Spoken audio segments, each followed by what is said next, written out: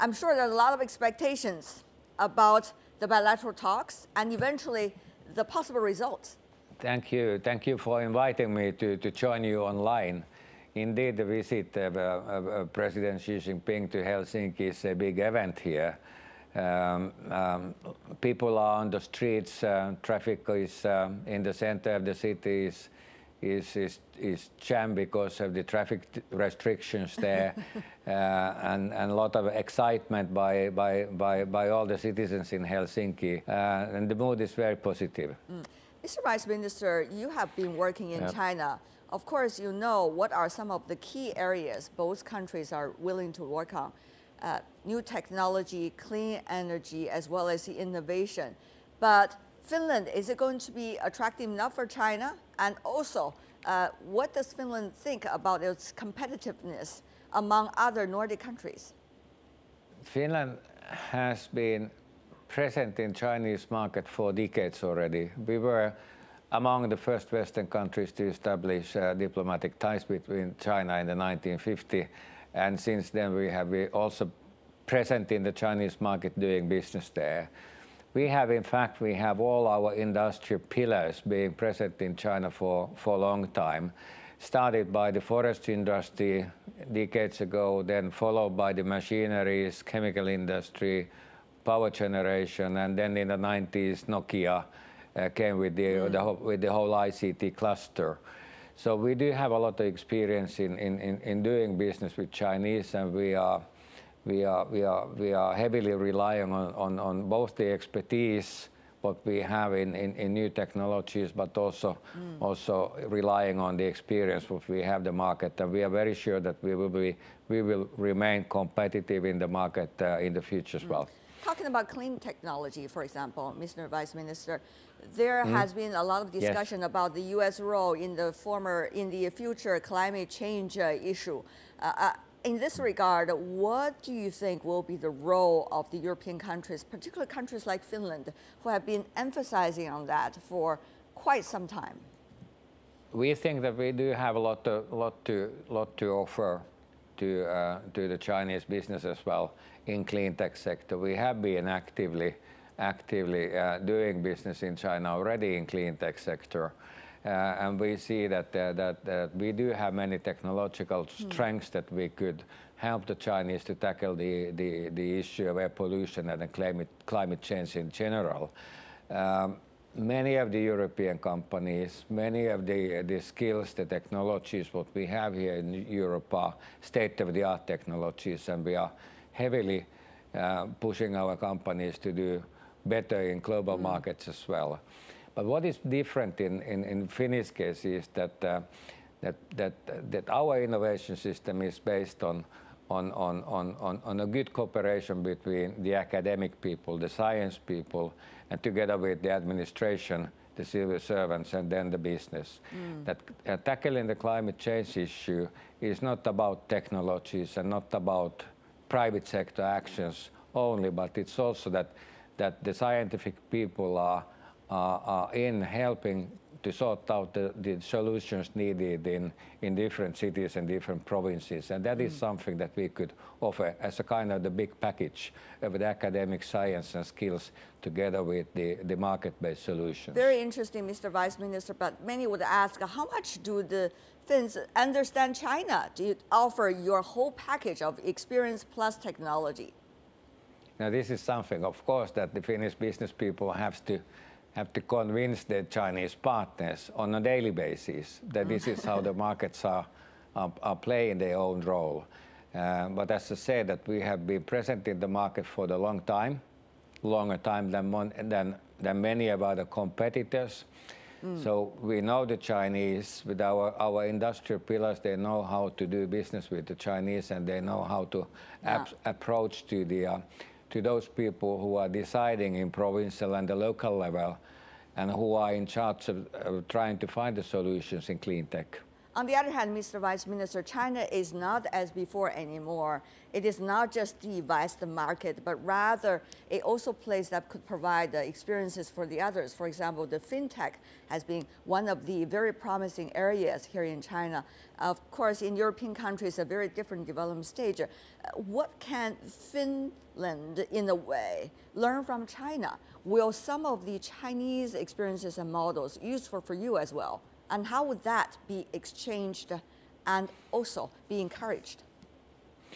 Now, this is a very good question, but for sure we are, at the moment, we have many of the representatives of the Chinese financial institutions here in Helsinki trying to find new opportunities to do business with the Finnish companies. So this is a kind of the proof that we have something to offer, that also the financial circles in China are interested in investing and doing business in Finland and together with the Finns elsewhere in Europe, but also back in China.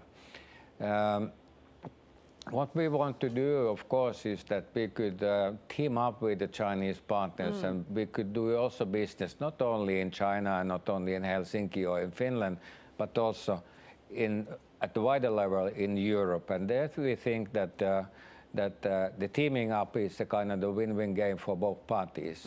And that is something that I think that the Chinese companies could also be interested in, and we could learn something in doing business in global scale and in larger scale, in larger economic scale as well. That is certainly very interesting, but the thing is, do the two sides trust each other enough to team up and then together explore some future markets elsewhere in the world?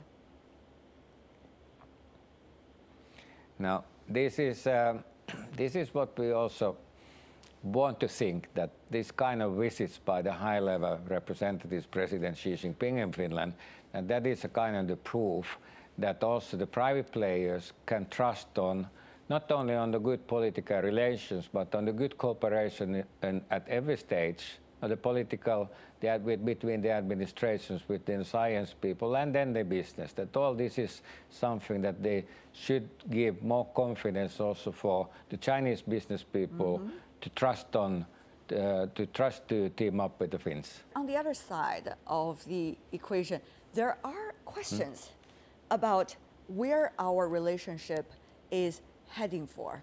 For example, Finland, you have certainly a lot of advantages, but China is also the second largest economy in the world. How much common ground do we have? How much can we really do together? That is certainly a potential question to be asked. Yes. The one angle to answer to your question could be that we look at the interest by the Chinese companies in Finland. And we see that where we are interested in the eyes of the Chinese are the sectors where we have invested a lot in Finland in the past. Clean tech, ICT, mobile ICT, all these sectors are all where the sectors where the high-scale innovation and the large scale of innovation are needed. These are the special sectors what the Chinese want to see us to be a partner. So, and isn't that the case then that if the companies, the Chinese companies, if they have an interest in this sector, then that is a proof of the kind of the competitiveness what we have there, and that we have our role to play, even though we are small in scale. Mr. Vice Minister, I understand before your ambassadorship in China, you also worked in the European Banks of Restructuring and also Development. And that reminds us a lot of the connectivity projects that should be going on right now around the world, including infrastructure. Does that provide you with more insights about what the two sides can do about infrastructure and connectivity? Is it through OBOR or through other platforms? Now, I like the idea of the connectivity between the two continents, Europe and Asia, and especially then Europe and China. That all the new vehicles, the AIIB, the Asian Investment and Infrastructure Bank, that is a big step forward in in trying to give responses to the challenge of the lack of capital for infrastructure projects there in Asia. And of course, we from the European side, we want to play our part there. And there the connectivity between the two continents are coming into the picture. But we are very eager and very interested in looking for the opportunities that we could step into different kind of infrastructure projects, and not only bridges, railways, and roads, but also, let's say, digital network between the two continents. There is so much to do. But, Mr. Vice Minister, there are different policies and different mindsets, apparently, in two cultures and two countries regarding connectivity, particularly when it comes to high tech and the internet. So, can that be breached? I'm sure that can be breached. We have some projects there that we have been talking about having a cable there, a submarine cable there between the two continents along the Northern Sea route in the north.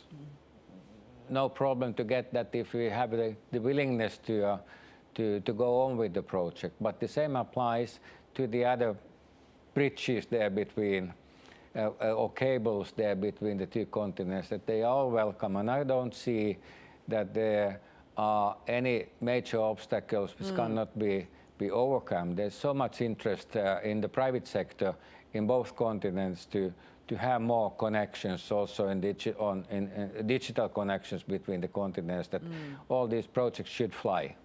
Mr. Vice Minister, before we go, I do want to ask you a question related to an article the Chinese President Xi Jinping wrote for your newspaper in Helsinki. He talked about the hardworking spirit and also innovation in Finland. He was suggesting this could be one of the most important qualities for Nordic countries and also for the European continent as a whole. How do people in your home assess your own qualities, and how would that in a way provide inspiration for the other European countries from your perspective? I think the President also made a reference to the good education system in Finland. That's true. I think the good basic education is a kind of a strong pillar for people and to provide them enough skills to be hard workers.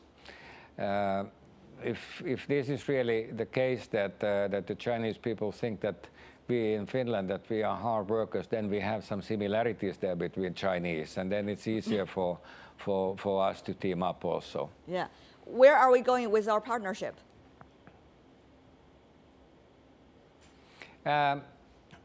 The partnership is something that what we've tried to do also at the political level to find out the opportunities to do more together in the future. And there again, that we've tried to discover the interest of both sides, and we ended up to pretty similar sectors what we have already talked about with you here. Clean tech is a priority, everything where the innovation impact is strong. It's something that is of high interest also for the Chinese. So pretty much the same, but we have a very forward-looking stance here in terms of different industrial or the business sectors.